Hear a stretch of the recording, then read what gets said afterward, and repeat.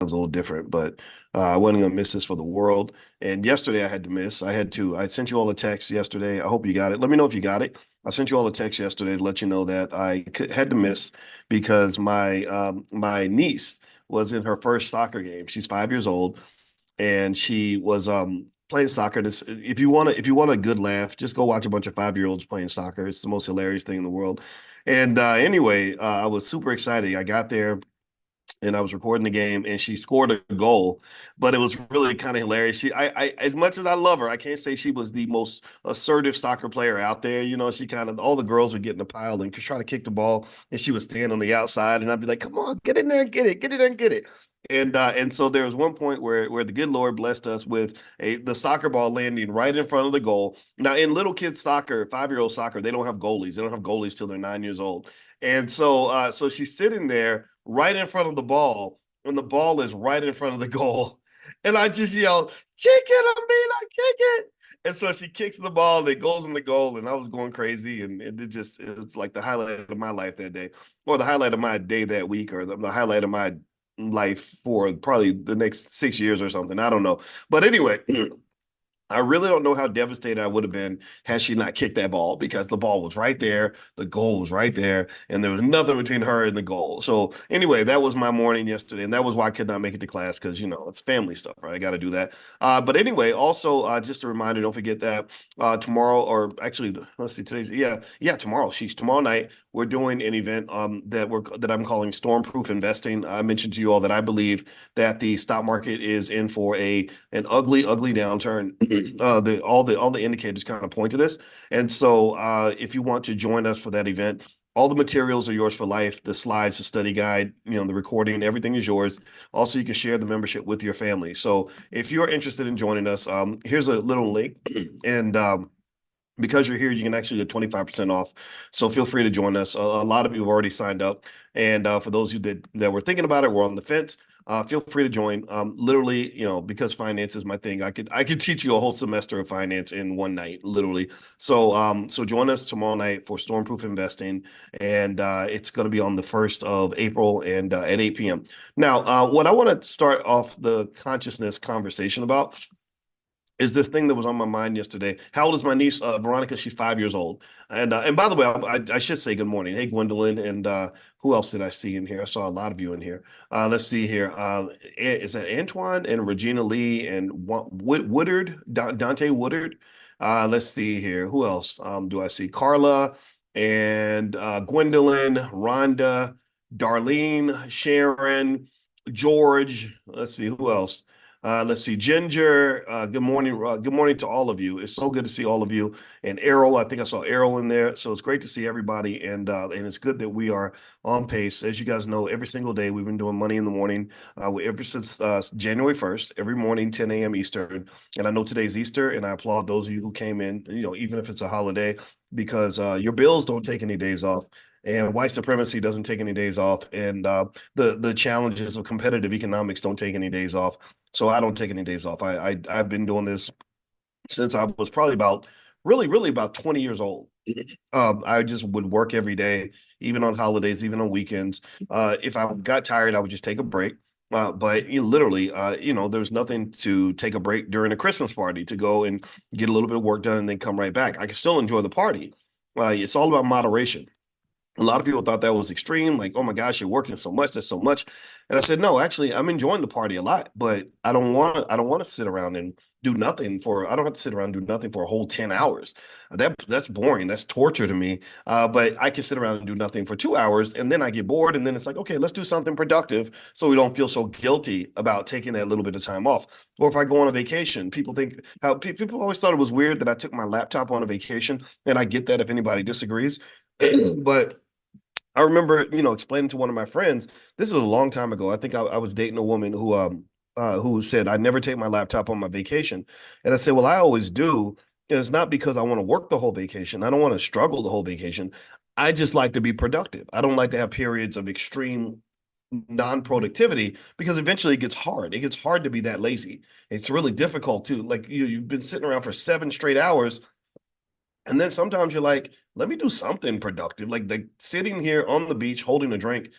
eventually it gets boring, right? So why not go and do a couple hours of work, not 12 hours, just two hours out of 24, so that I don't fall behind in my life, so that I can still reach my goals, so that when it's all said and done, I'm not going to have a bunch of regrets that I completely just threw everything into the toilet, and then get right back to having fun, right? That moderation piece, I don't know why a lot of people never really got that, but in college, that was my secret. I had the highest grade point average of all the black students on campus, and I was taking more credit hours than everybody. I had a triple major, and I could have got three degrees. I only got two degrees, but I had a triple major. I could have got the third degree. Think I needed like 6 hours to get the third one. My senior year, I kind of took some time off, but still though, people were like fascinated, like, oh my God, how do you do this? And this is so amazing, And I said, no, it's easy. Like, I just take care of my business and then I go have fun. And I spend a lot of time having fun, but I don't want to have all fun, because if I have all fun now, then I'm going to suffer later on. I heard this recording this morning where I was listening to this speech by this guy. I listen to these little motivational speeches sometimes just to remind me who I am and who I want to be. And in the speech, the guy was literally, it was like a letter from your future self. And it was the version of yourself 5 years from now that it represents the very best of you. Like imagine what you want to be in 5 years. Imagine where you want to be in 5 years. I want you to take a moment and meditate on that. I want to get to our topic in a minute, but this is something that's coming to mind. So I thought I'd share this with you as a consciousness exercise. So I want you to imagine the person that you will be if you do everything right.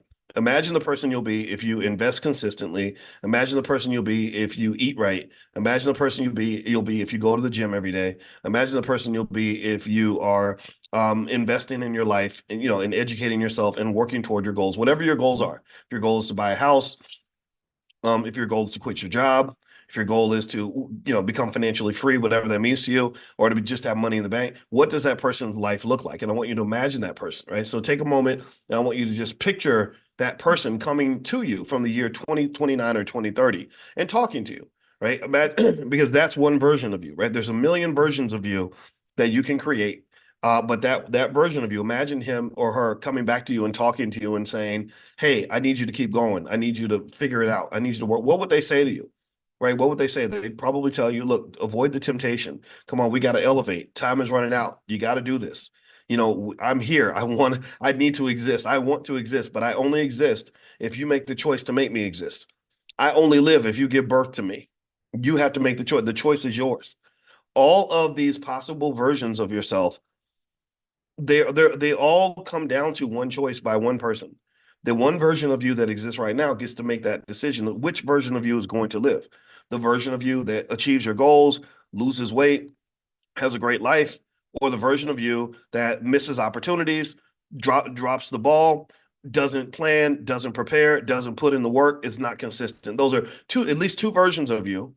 And you get to choose which version of you is going to be born. These are your twins, the good twin and the evil twin. Which one of these versions of you is going to live? And I heard that and I said, man, that's very powerful. So I started meditating on me and who I want to be 6 years from now. Where do I want to be in life? And I said, man, I started talking to this guy. I started connecting to this guy, and he was telling me like, hey, boys, come on, we got to stop doing this. We got to stop doing that. We got to elevate on this. We got to work harder at that. You can do it. You got it in you. I am the guy. And remember that version of me, that superior version of me, the good twin. Give me a guess if this is making sense. I hope this is making sense. I hope we hope this meditation exercise is not too weird. But let me know. Let me know. Y'all follow me? Is this clicking? Are you getting it? So when I visualize that version of Boyce, he's the guy who did everything right. He's the guy back in 2024 made a decision. He stepped up his game. He got it done. I'm so proud of him. I look at him. I admire him. I'm like, whoa, this dude he's doing great. He's amazing. Look at he's in great shape. He's got all this wealth. He's really kicking butt and taking names in the world. That's the version of Boyce that I want to give birth to. Right. So I am the origin story of that guy. I'm his origin story. I am the originator. I'm the seed planter that gets to decide if he gets to live or not. The same way a parent gets to decide if a child is going to be born or not. You decided if your kids are going to be born, but whether or not you chose to go on a date with that guy or have sex with that lady or whatever it was that happened to get your kids here, right? So I think at the end of the day, it's one of these things where these sorts of meditation exercises can really go a long way in your subconscious and visualizing that reality and just understanding like this, okay, this is who I want to be. I'm going to do things that are consistent with that guy, not the other version of me that has a bunch of regrets, that failed at a lot of things, that didn't stick to the plan, that didn't put in the work, that wasted time, that POOR, passed over opportunities repeatedly. I don't want to be the poor version of Boyce. I want to be the wealthy version of Boyce. Okay. So be the wealthy version of yourself. Be the one who took advantage of the opportunities. Be the one who made the investments. Be the one who made the sacrifice. And I guarantee you, you're going to be extremely happy when you get there. Calvin says subconscious programming. That's 100% true. It's what I found from talking to my wife, who's deeply into metaphysics, is I found that metaphysics is deeply connected to your subconscious. And so I do believe deeply in metaphysics. At first, I thought metaphysics was just hoping and wishing and hocus pocus and just believing that things are just going to happen magically. No, metaphysics, from my view, or at least the part of it that I related to and understood the most, was really programming the subconscious mind, and it does work. I can tell you that if you are obsessed with a certain reality and putting in the work to get to that reality, you'll find that reality will manifest even when you're not thinking about it. So focus on the right things. That's how you get there. All right. So speaking of focusing on the wrong things, I want to ask you all a quick question. How many of you have seen this new cartoon that's coming out, Good Times, this reboot of the TV show Good Times? Has anybody seen this? Netflix is doing this reboot of this show Good Times, and it's really fascinating. They have all the typical stereotypes. They actually have a drug dealing baby. There's a baby that deals drugs. I think I saw something with stripper poles, stuff like that. And it's really interesting, right? And I actually talked about it on my podcast, but I wanted to bring it up today from a financial consciousness standpoint. And so Netflix has this show, and it's made mostly by white people. White people are the ones who are backing this. That's what they do. They tend to believe that they can define what the Black experience is supposed to be like and what Black culture is supposed to be, and it's highly offensive. But anyway, this show, I was looking at this and I heard people talking about it. I heard one guy, he was 100% correct. He said, I'm boycotting this show. This is why Black people should not watch this show. This show is terrible. No, no, no. And I said, I was thinking, I said, I agree with him. He's 100% correct. But here's the thing. I'm not sure, but I wonder if we can question one assumption about the show. The assumption is that the show was made for us, that it was made to market to Black people. And I thought about it. I said, I don't think that show was made for us. I think the show was made for other people to talk about us. The same way, if I make a show about polar bears, I'm not marketing the show to polar bears. I'm not going out to the polar bear community and saying, hey, y'all, I need y'all to watch this show about polar bears because you're really going to like it. It's going to give you insights into your life. No, if I make a show about polar bears, I'm marketing that show to people who want to watch polar bears, not polar bears themselves. So I really believe that we, to some extent, are seen like polar bears or like any animal where people observe us. They observe us. They like to talk about us. They like to sort of figure out like what's going on with these people. Why do they like killing each other? Why won't they read a book? Why don't they? Why do their men don't not enjoy being fathers? Why are their mothers trying to get on stripper poles? And why that's what they believe. Like that's the image that they have of us, right? Because unfortunately, hip hop music and everything else kind of puts out this crazy image of us. Not all hip hop, but a lot of it does. And so they kind of look at us and they say, gosh, these people, they're so interesting, but it's exciting. It's fascinating, right? Just the same way, we used to get fascinated with mafia shows. I didn't know that shows like, or movies like The Godfather were offensive to a lot of Italian Americans until I saw there were Italians who were boycotting those shows and protesting. They were like, hey, wait a minute. You're showing us you're showing us in a light that doesn't reflect who we are. You're making it look like we're a bunch of thugs and gangsters and that everybody wants to join the mafia. So there were people that were connected to mob life or whether they were actors or actual gangsters who benefited from this portrayal of the Italian community. But there were millions of Italians who were like, no, this is not who we are. That's not what we do. So really, if you think about it, right, the movie The Godfather was not a movie that was meant to be sold to the Italian community. It was sold to us, to sort of present the Italian community as this really curious specimen, like that has this really interesting culture that is scary but exciting at the same time. So that's the first observation I made about that show.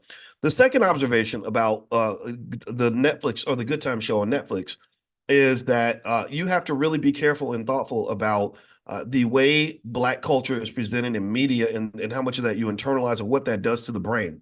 So when you present Black people, as it always in a struggle, always consistently broke, busted, disgusted, suffering, traumatized, drug dealing babies, trying to kill each other, trying to scare the hell out of each other, which unfortunately, that's what the original show did. I mean, we had the excellent portrayal by John Amos, who was the father, that was one thing that I really loved, and they cared about each other. And John Amos actually gave a really great endorsement for the All Black National Convention, which I appreciate.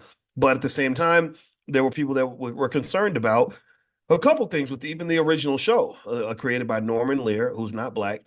Is number one, there was JJ. Remember, that's why John Amos quit. John Amos quit the show because he saw the direction that JJ was going. He said, this character is a buffoon. He's a clown. He's goofy. This is not who we want black men to be. And also, the woman Esther Roll that played Florida, who was actually one of the originators of the show, from what I understand. She also was deeply offended by the way JJ's character was portrayed. But basically, the people that ran the show, the people that were trying to make the money, there's that word money, financial consciousness, by the way, financial consciousness exercise. The money, the money men sat back and said, this show makes more money when we pull out this clown, right? So we didn't make this show for black people to be elevated or to have better families. We made the show because we're trying to make money, money, money, money, money, money. But also, you got to remember this. This goes back to metaphysics and subconsciousness and everything else. And this is a great financial consciousness exercise. Let me ask y'all this. How many of y'all, first of all, let's do this. Let's do this real quick. How many of y'all used to watch Good Times? How many of y'all watched this show back in the day? Give me a yes if you watched Good Times when you were a little kid, or maybe you saw reruns when you were born. If you were not alive in the 70s or the 80s, I feel very sorry for you because you missed a lot of really fun experiences. There's so much cool stuff that happened back then. Plus, I just think our generation is tougher than y'all. Y'all young kids, y'all just fold and buckle, and when things get tough, people in my generation, we have a little bit more resilience, but at the same time, we were probably traumatized a little bit more. So it's a trade-off. But anyway, so Good Times was a show. Basically the main goal. What was the main goal of the family? The main goal of the family, especially James, was to do what? What was he? What was he always trying to do? What was he always trying to figure out? Answer in the chat. He was always trying to either survive, but actually he was trying to get out of the ghetto. That was the goal, right? It was get a job, but he wanted to get a job so he could get out of the ghetto. He would come home and say, "Baby, I got the job, baby. I got the job at the car wash. We're gonna get out of here, baby. We're gonna get out of the projects, right?" And that was always the goal. That was, and I read somewhere, I talked to Madam President, who's worked, she's worked in a lot of places, Tyler Perry Studios, and she's worked at the Oprah Winfrey Network, stuff like that. And she mentioned that a lot of times when they write these scripts, they say that the main character should always have a goal and have a flaw, right? There's always like a goal of the character, and it's not a bunch of goals, it's like one goal. So his main goal, in my view, was pretty much to get out of the ghetto, get out of the projects. And what would always happen in the show? He would get the job, he'd come home and say, "Baby, I got the job," and everybody's excited, jumping up and down. And what would always happen at the end of the show? Well, what would always happen? Did he ever get the job? Did he ever get out the projects? No, he would lose the job. They would lay him off. They would fire him. Something bad would happen, and he wouldn't get the job. It would always start off, it's like the airplane would always take off, and it would always come back to the ground. And when they finally got out of the projects, that was when the show was over. It's like, okay, it's like that old TV show Kung Fu, where every season he was, I think, looking for his father. He never found his father, because if he finds his father, then there is no show, because the main character has no goal. So where am I going with this? I'm glad you asked. Well, so this character has this goal of economically elevating himself. And every time he does it, he always fails. He always fails. He always fails. My wife, I'd be willing to bet you, I do not have her here to confirm this, but I'd be willing to bet you that she would confirm, because remember, she's an expert on the subconscious mind. She's not just a therapist. She's a therapist that trains therapists. So she's deep into the subconscious. She would say that watching James fail over and over and over again basically sends you a message that says that when you're black, the game is always going to end with you with the losing score. That if you're black, You can try everything you want. You can go try to build your Black Wall Street. You can hustle hard and do all the right things, but you're just going to get unlucky. The world is not built for you to succeed. You will never get out of the projects. You will never get out of your situation. You might as well be hopeless. You might as well give up because good things are not supposed to happen to you because you are Black. That's what it tells your subconscious mind. It says, don't even try. Just do nothing. And here's what actual psychological theory says. It says that when you set a goal, a big part of whether or not you're going to work toward that goal is whether or not you believe that that goal is even possible. Like if I said, hey, I want you to go climb Mount Everest by Tuesday, and I'll give you $10,000, you're gonna laugh. You're not gonna go and say, "Ooh, let me get my boots on. I'm going up that mountain." No, you're not. Even if I said I'll give you $1 million, you're not gonna do it. Why? Well, because it's not because you don't want $1 million. It's not because you don't like money. It's because you don't believe it's possible. You don't believe that climbing Mount Everest by Tuesday is possible. Even if I gave you a month, you wouldn't try it, right? So the whether or not a goal is possible is hugely impactful to whether or not we even put the energy into trying to achieve the goal. So here's the problem that you have in America. There are so many messages, conscious and unconscious, that pretty much tell you that if you are born Black and or if you are born poor, then your chances of rising up economically are 0 to none. That literally, there's always going to be an obstacle. There's always going to be a barrier. The white man's going to come by and burn down your business like you did Black Wall Street. They're going to block you from opportunities. The world's going to turn against you. And this really creates a type of hopelessness, and hopelessness creates laziness. Hopelessness kills your desire and ability to even try. So think about this. If you are put in a hopeless situation where you don't believe that what you're going to do is actually going to work, then what some people say is, well, I know it ain't going to work, so I might as well just sit and smoke weed all day.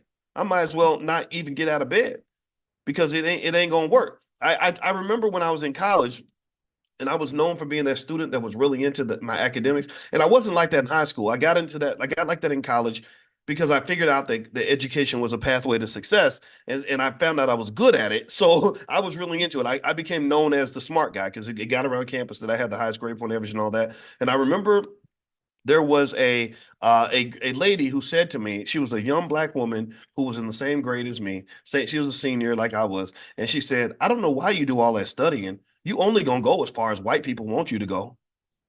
And I remember just sitting there thinking, "What the hell kind of stupid statement is that?" And that's what I'm 21 years old trying to process this. Like, what this is. What form of niggatry is this? Are you bringing into this space? Like, this is crazy. Like, and I remember I called my mother and I was like, yeah, she just said that you only gonna go as far as white people want you to go. And she said, well, how far do you think she's gonna go? And she said, as far as white people want her to go, because that's already been programmed in her head. She's already created a glass ceiling for herself. And when I followed her career, I remember that she tried to get in. I applied to a bunch of law schools and all that. I got into all of them. I had a lot of opportunities. She applied to some mediocre, sub-mediocre school and couldn't even get in. 20 years later, her life was really mediocre. And it really was mindset. It was, why try? Because I think even in college, her grades were really bad because it's like, why try? Because you're only going to go as far as white people want you to go. So that defeatist thinking, I believe, is perpetuated through media. I believe that when we're children, we are trained that being Black is just like this terrible experience where the best thing you can do is survive. That you, because you are hit by all of this mistreatment and discrimination and all these other problems that plague you, the best you're ever going to have is a story about how I survived the hood. Tell me if you've ever noticed this. Have you ever noticed people that just seem to really just don't give up, just kind of give up? They don't believe that things are possible. You come talking about, well, we can form an LLC and actually get some money in this family, blah, blah, blah. And they're just like, come on now, like that ain't gonna work. And actually, some of them become very determined, very almost toxic with it. I call them the Negro naysayers. Negro naysayers are people who find a problem with every solution. Like, they'll get mad at you for having a solution. Like, they'll say, well, it ain't gonna work because I don't make that much money and blah blah. And you'll be like, well, no, what you can do is you can, and then they'll get mad at you, like what? Because what you're doing is you're disrupting what they call a schemata. Schemata is something where you formed an image in your mind of what reality is supposed to be. So when somebody comes along and tries to give you something that even resembles hope or possibility in your life, you get angry about it. And I understand that to some extent because it's very risky to have hope.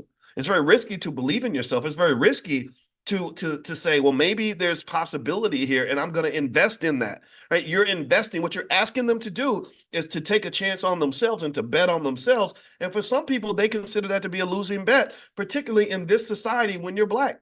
Betting on yourself is not something that's very, very popular when you could easily go bet on the white man because he's already winning the game. So betting on myself might mean I'm going to spend my time at home working on my business instead of going over to the factory and working on his business.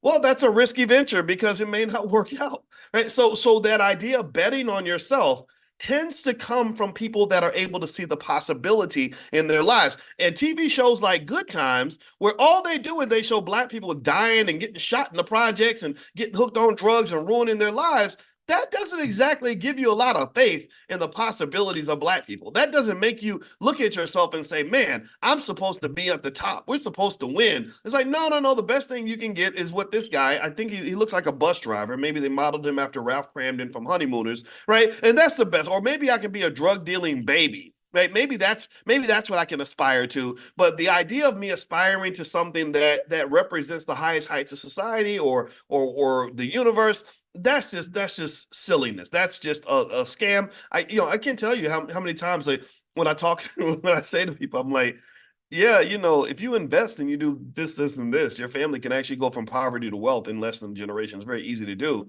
People get mad. People really are like, "Oh, you're scamming people." And I'm like, "I can't do that. I'm a professor. I have a PhD in this stuff. Like, I'm not a guy who just learned how to invest last month. I am a doctor of finance. I can't go around saying things that are not true, right? So ultimately, you got to be really careful about the type of media, or better yet, not even careful. Most of you are already careful about it. I would say be observant. And I want you to observe why so many of us choose to remain poor. Poor stands for passing over opportunities repeatedly, right? Why are you passing over opportunities repeatedly when they're right in your face? Well, it's not because people don't like money. It's not because people don't want to get ahead. It's because the opportunity shows up and says, hey, I'm an opportunity. Hey, money over here. Come on, y'all, let's go get it. And they're like, that's not real. That's just an illusion. That's just a bunch of nonsense, right? And that's programming. That's why they call it television programming. So you got to be really careful about the type of programming that you get. In fact, us talking about money every morning, that's programming for you and I. I'm programmed. Now I'm programmed. I woke up on my phone, I went to sleep and my phone was not on the charger and the battery died.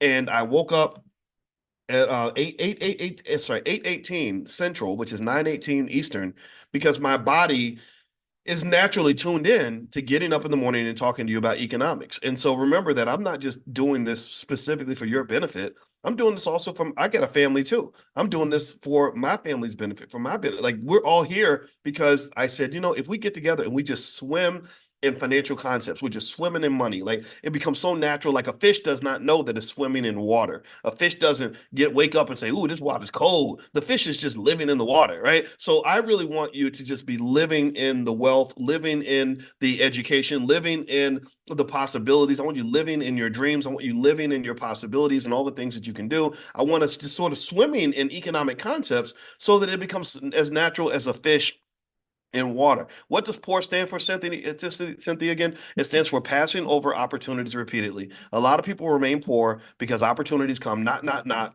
and then they're either asleep or they don't, or they choose not to answer the door, or because they don't believe that what's there is actually real. And I understand that to some extent. I talked to a student the other day who was telling me how he said, I told you, I think I told you all this the other day. He gave me a great compliment. He said, you actually aren't lying to us, and I appreciate that. He said because I signed up and I took all these classes from all these people, joined these groups, and it was a bunch of BS, and they were just lying to me, and so I was scared. I was really nervous, and I said, yeah, it kind of stinks to have to work through all the noise that's out here, but ultimately, I can just tell you guys, like, you got to keep trying. Take your time, vet your possibilities, vet whatever it is that's in front of you that you think might work. Do the research, right? Do the stuff that doesn't cost money. Like that's what I do when I look at something that I think is going to elevate me. I sit back and I just observe for a while and I think about it because it doesn't cost you anything to think about something. It doesn't cost you anything to research it, right? And then once I've done the research, I say, okay, I'm taking a calculated risk now. I'm going to dive in and now I'm going to put the doubt to the side and see what happens if I really dedicate myself to this thing. Because here's the other thing too. A lot of people don't know this about making money and being successful and all this other stuff, is that a big part of it really comes down to not quitting. It really, really, seriously. I mean, you'd be amazed how many people will try something for 4 or 5 months and then it doesn't work and they just think, okay, it's time for me to quit because it didn't work.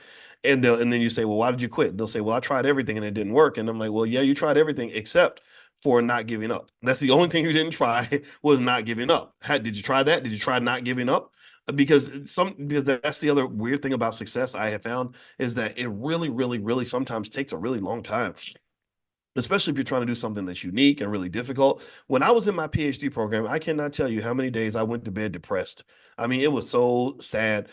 I mean, there's nothing like studying 8, 9 hours a day and making an F on your test. It was so hard. It was so challenging. And what happened was like when you get to like the bottoms of the pits of hell, where you just literally feel like you tried everything, you just kind of die on the inside. And when you die, and then you go and you recharge your batteries, you take a nap, or whatever, it's kind of like you get reborn and you come back and you have a different strategy. You've learned from your previous experience. You're a lot more battle tested. Like hard experiences really make you a resilient person. So I don't look at challenges in life or setbacks as a loss at all. I mean, it really is something that builds your resilience up. Most people that are really strong have gone through a lot of pain to get there.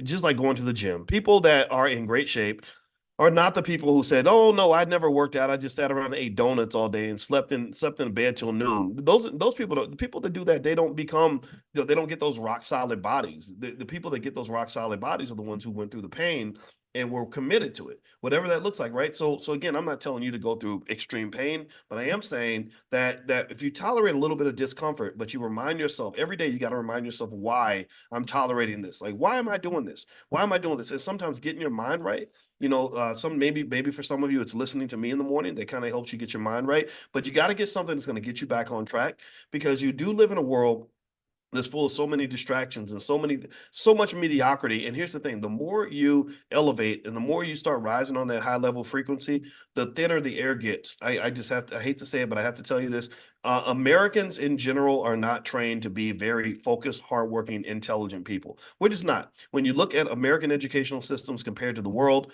we are in the freaking toilet. It's crazy to me. I don't know who's doing this, but I think it's a conspiracy, honestly. They got us doing TikTok dances, kids coming out of school can't read, can't write, can't do math, but they know all the colors of the rainbow flag. And it's okay. You can study the rainbow flag, but you got to learn it after you learn how to read, write, do math, and start a business.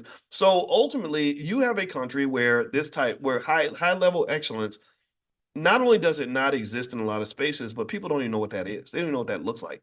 I still remember Diddy putting up a picture of Cardi B and saying, "This is black excellence." And I said, "No, it's not. That's stripper excellence. Good for her." So as far as strippers go, she's doing quite well. But this is not black excellence because I don't want my daughter to be a stripper. Even if she's a rapping stripper that's making millions of dollars, I don't want her to make millions of dollars being a rapping stripper just so she can go and be traumatized and catch STDs and spread a toxic culture to the black community. I don't want my daughter doing that, right? So maybe we have to redefine what black excellence looks like and not get distracted by thinking black excellence is just having a bunch of money. There's nothing excellent about having a bunch of money in the bank, particularly if you engaged in unethical or weird behavior or harmful behavior or destructive behavior in order to get that money. Do you see what I mean? You have to really understand money, and I want you to value money, but I don't want you to worship money. Right? You got to value it because money is power.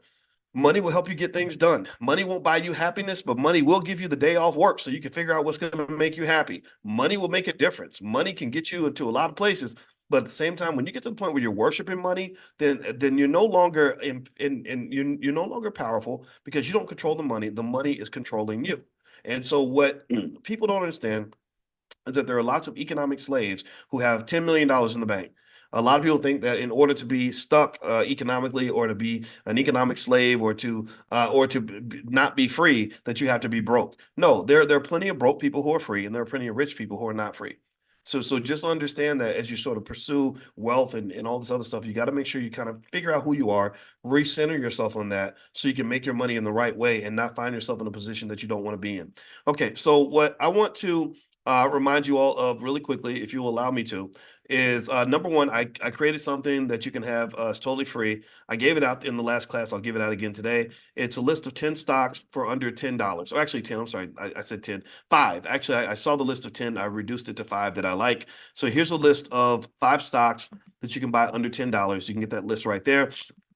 And if you can't click the link for whatever reason, text the word money to 87948, and I'll send you some stuff that way. But the list is right there, so you can click on that link. And also, don't forget that the Stock Options Summit is happening on October. Sorry, I said October. Oh my God, April 19th in Los Angeles. April 19th in Los Angeles. So if you go to stockoptionssummit.com, you can join us for 2 days. We're going to be in LA, and we're going to have a blast, and we're going to be learning about stock options. And when you walk out of there, your income will be higher. Especially if you have a little bit of a capital base, if you just have like a little bit of money to invest, I can show you exactly what to do that will increase your income. That's something I can actually guarantee. Like that part I can guarantee. Now if you have nothing to work with, then we can work with giving you something to work with. Remember that in order to sell eggs, you got to own a couple of chickens. You can't sell chicken eggs if you ain't got no chickens, right? That's why I tell you all that the most important part of wealth is building a capital base. If you build a capital base, which is the chickens, then you can sell the eggs, right? Which is kind of what stock options sort of do. So ultimately, if you want to join us for the Stock Options Summit, just go to stockoptionssummit.com. And if you can't make the Stock Options Summit, but you still want to dig in and you want to learn this stuff, there is a masterclass at stockoptionsmasterclass.com. I'll share the link with you in the chat. And so feel free to take a look at stockoptionsmasterclass.com, and it'll get you started on the basics of options. I think everybody should know options. I think you should also teach that to your kids, because this, to me, if you're going to teach your kid about taking the ACT, going to college and getting a job, all that's a lot of work. There's a lot. I'm not very good at like filling. If I had to go fill out job application, I would be terrible at it. I would be terrible at the job application. I'd be terrible at the interview. And the reason I would be terrible at job interviews, you know why? Is because I haven't worked for anybody for such a long time that I get really depressed when I consider the fact that if you apply for a job, there's like 50 other people applying for the same job, at least 50 people, sometimes 100 people, and they got one position. That's hard, right? Like think about that. Like 50 people, 100 people applying for the same job, and they only got one job or maybe two. That's like, think about if you went to the craps table and somebody said, "Okay, you got a 1 in 100 chance of winning. Are you going to expect to win anything that day?" No, you're not. Like this is torturous. Like this is terrible, right? So maybe consider other approaches to how you talk to your kids about economics. So one thing I tell the kids when they're ready, I try to wait until they're ready because I'm a parent, I'm preachy, and I talk a lot. So my words can be discounted if because that's what kids do, right? But I just wait for them to like really sit there and be trying to figure out how to make money, and I'll say, I can actually show you how to make more money than a surgeon without actually going to college. And it's not illegal. It doesn't require a bunch of work. It's actually easy to do, but you need a capital base, right? So don't think this is not hocus pocus. This is financial theory. And the reason it's probably shocking to a lot of you, it's because you never heard of it. I mean, I'm a professor. I've been exposed to everything. So this is something that I just kind of saw. So anyway, I'm going to give you guys, so the stock options masterclass is there. That's more so on the buy side of options. If you go to drboyceprime.com, that is more so on the sell side. That's the income side.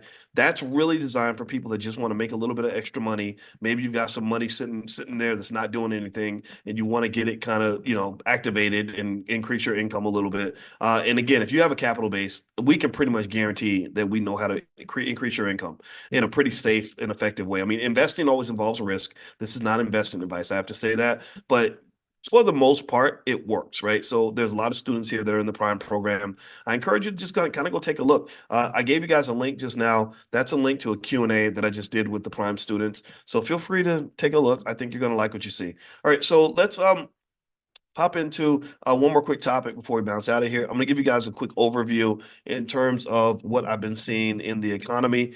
Let's see here. I mentioned to you all that I believe the stock market could take a dip this year. So you really want to make sure you're careful with risk because there is a lot of belief that the market's a little bit tipsy, that could easily be pushed over the edge with just a little bit of bad news. Also, I saw a story recently where there's an expert who predicted that he believes Bitcoin's going to rise to 150,000 this year. I'm not that optimistic. I don't know. I mean, that would be a big jump, but Bitcoin is kind of one of those assets that can really surprise you. And what's happening is they're actually going to basically do the halving, halving, where they're going to cut the rewards for mining Bitcoin, which they believe is going to create what they call a supply shock, which basically is going to reduce the supply of Bitcoin. And when you reduce the supply of an asset, its price tends to go up, especially if demand remains the same. So with Bitcoin, what you have are two dynamics. You have supply going down, demand going up. So imagine anything where you have less of it, but people want more of it. Well, that's naturally it's supposed to lead to a price increase. So, so really, if as far as like surefire bets and investments, I think Bitcoin is right there at the top of the list. He did not say go put all your money into Bitcoin.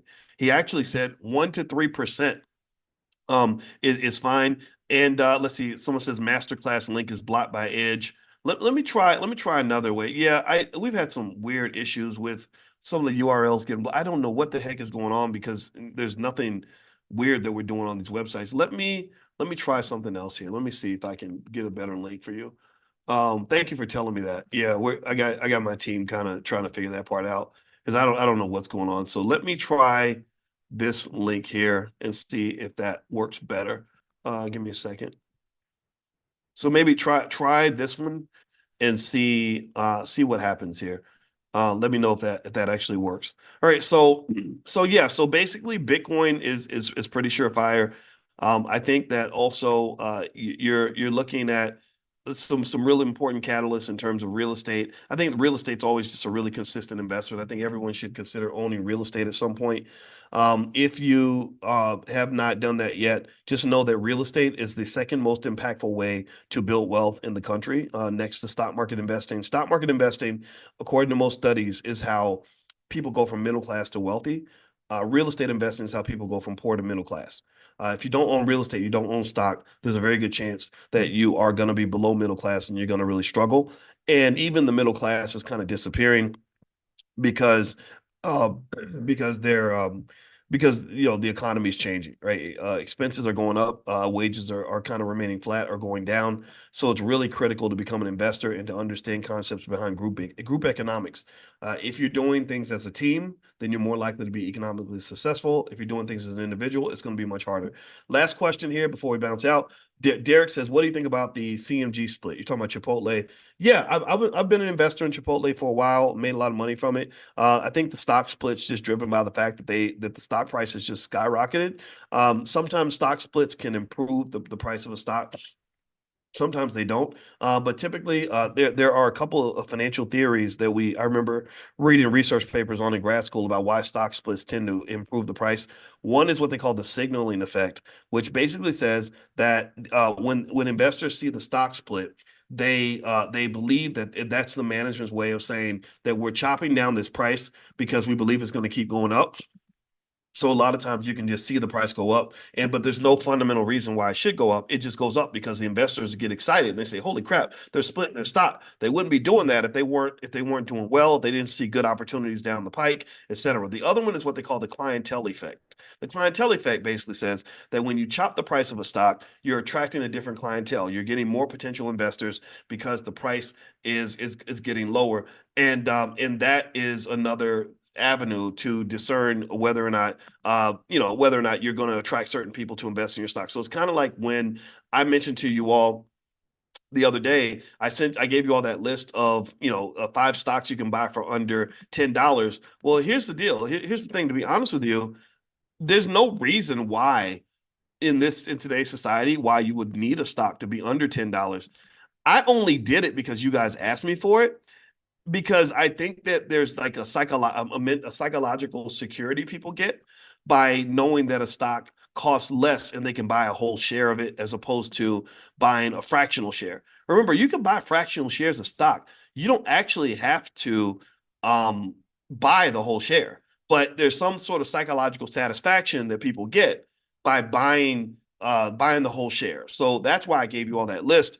But honestly, you can go buy a most $1,000 stocks and right now and just buy $10 worth, just the same way you buy Bitcoin. But for some of you, you actually want to own the whole share, and that's fine. That's why I created the list. And these are good companies. These are companies that I think I invested in like half of them. I didn't invest in every one of them, but I vetted them. I looked at them. I said, okay, these look good. These look like companies that over the next 3 to 5 years are going to likely do well. Again, no guarantees with investing. I want to make sure you understand that investing always involves risk. That which goes up can always go down, but I believe deeply that these stocks have a great opportunity to go up. Now, what if you were asking about that Q&A for Prime? It's locked up. So you know what, Derek? I unlocked it, but to get in the Prime program, there is a fee. So if you go to drboyceprime.com, or if you want to do more inside the program or it really dig into it, there is a fee. But the great thing is that if you use it properly, you'll make 10x on what your investment is to take the class. So, and also for those of you that are in the Prime program, I text you all that Q&A last night. And we're going to meet again soon. We're going to do an introductory program for Prime, or an introductory meeting for Prime in a few days, in about a week, Prime 101. And then also we're going to have another Prime Q&A and another Q&A for the beginners. So that's all happening this week. And so, and keep checking your phone, because I'm going to message you guys again in the next couple of days with some more stuff. All right. So anyway, I'm done, guys. As you can tell, my voice is acting a little bit weird. So let me stop talking before I make myself even more worse off than I was before. Now let's see. Prime 101. I don't have the link for Prime 101. But you know what, Agnes, if you send an email to support@theblackbusinessschool.com, they can not only get you that, they can get you anything that you want. But I didn't bring the link to Prime 101, so I can't share that in the chat right now. But I hope you guys have a great day, and thank you guys for hanging out with me. I will see you all tomorrow. Make sure you get on the text list if you're not on there yet. Text the word morning to 87948. Text morning to the number 87948, and I'll send you a text to remind you tomorrow morning. All right, so have a good day, everybody. God bless you. I'll see you guys.